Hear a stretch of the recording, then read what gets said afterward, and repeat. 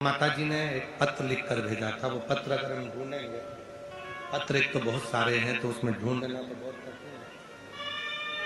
तो उसने एक प्रश्न लिखा था, मान लो हम रजोधर्म से हो जाते हैं, रजस्वला हो जाते हैं, तो भगवान का नाम लेना चाहिए कि नहीं लेना चाहिए? कथा सत्संग श्रवण करना चाहिए कि नहीं करना चाहिए? भगवान को जपें कि नहीं जपें? भगवान का भजन करें कि ना करें? तो मेरा उन माता जी से निवेदन है, शिव महापुराण की कथा तो यहां तक कहती है कि हर पल, हर घड़ी, हर क्षण उस ईश्वर को याद करो। हर पल, हर घड़ी, हर क्षण उस शिव को याद।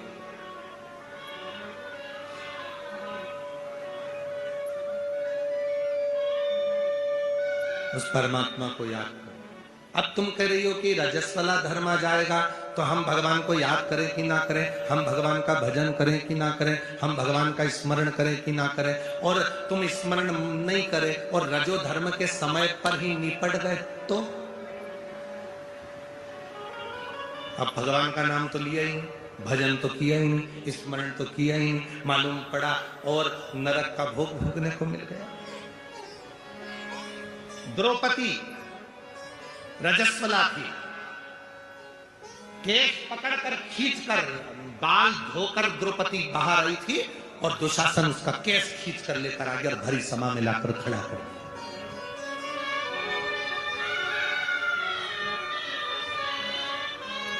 भरी सभा में द्रौपदी को लाकर खड़ा करा और भरी सभा में द्रौपदी खड़ी थी।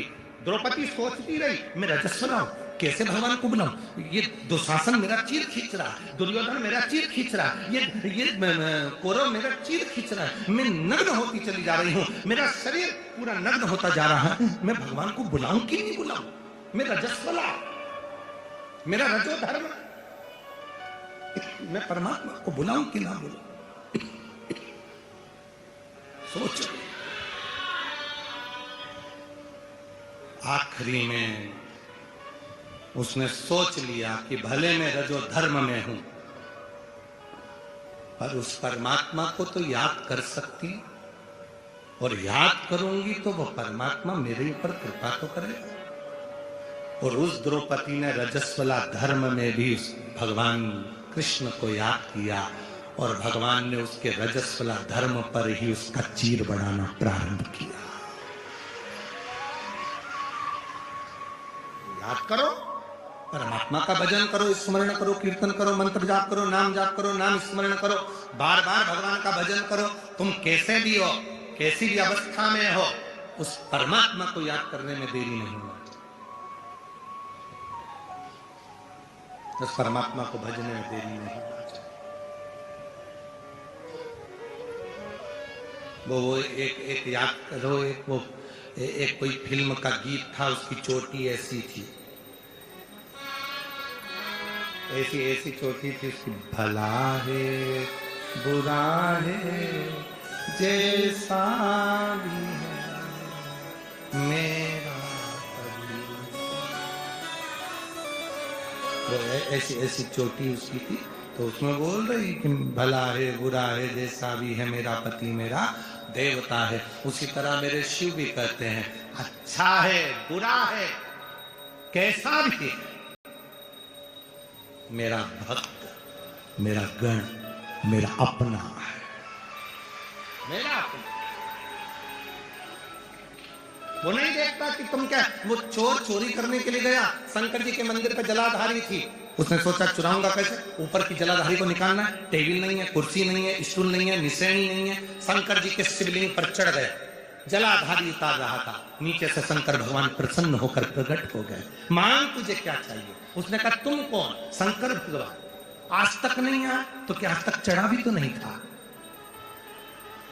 अभी तक धतूरा चढ़ाया था, बेलपत्र चढ़ाई थी, पानी चढ़ाया था, चावल चढ़ाया था, आज तो पूरा चढ़ गया, इससे बढ़कर सुख क्या? मांग ले।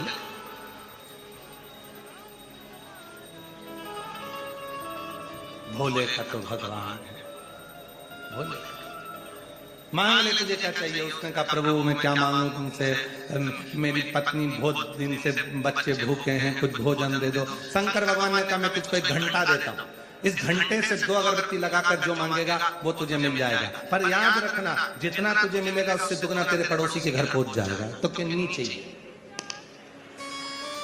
चाहिए ही इतनी मेहनत हमने करी और भंडारा तुम पड़ोसी का भर रहे हो, हमें नहीं चाहिए। भगवान बोले नहीं लेके तो जाना पड़ेगा। घंटा दे दिया भगवान ने, घंटा ले दिया, अपनी पत्नी से कहा इसको तिजोरी में बंद कर दे, निकालना मत। पत्नी ने पूछा हुआ क्या, कि इससे जो भी मांगेगी वो अपने घर में आएगा पर दुगना पड़ोसी के यहाँ पहुंच जाएगा। इतने में पत्नी बोली आग लग जाए लाए काय को, वापिस ले जा, वापिस ले जाओ इसको। पति बोला तो नहीं लेके जाऊंगा, यहीं रख दे। घंटा तिजोरी में रख दिया। भूखे मरने की नौबत आ गई। पत्नी बड़ी चतुर थी, उसने कहा घंटे को निकाल, 2 अगरबत्ती लगाई। घंटा महाराज 20 तरह का भोजन आ जाए, और जो पड़ोसी के यहाँ झांक कर देखा तो 40 तरह का रखा था।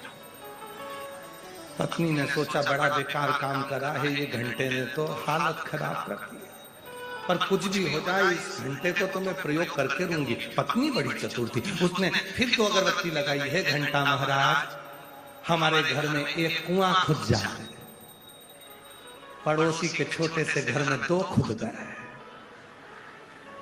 अब बोली है घंटा महाराज हम दोनों पति पत्नी की एक चली जाए, एक आंख चली जाए। अब बेचारे की पड़ोसी की तो 2 ही चली गई, और गई तो गई, वो दोनों अंधे बेचारे दोनों पानी में डूब के मर गए। अब भगवान से कह रही हमारी वापिस आ जा, तो अब तो वो ऊपर चले गए, तो उनकी क्या ऊपर आ गई? बहुत चल संसार में बहुत लोग ऐसे जो दूसरे का सुख नहीं देख सकते, और संसार में बहुत लोग ऐसे हैं जो दूसरे को सुखी देखकर सीखते हैं कि हमें भी अपनी जिंदगी में ऐसा करना है। बाबा अगर मुझे देगा तो एक बार मैं भी शिरूर में शिव महापुराण की कथा करवाऊंगा। लोग सीखते हैं ऐसा धन दे, ऐसा वैभव दे, ऐसी सत्ता दे, ऐसा मुझे बनाना बाबा कि मैं भी एक बार सत्कर्म करूं, मैं भी एक बार कथा कराऊं, मैं भी एक बार यज्ञ कराऊं, भूखे को भोजन और प्यासे को पानी पिलाऊं।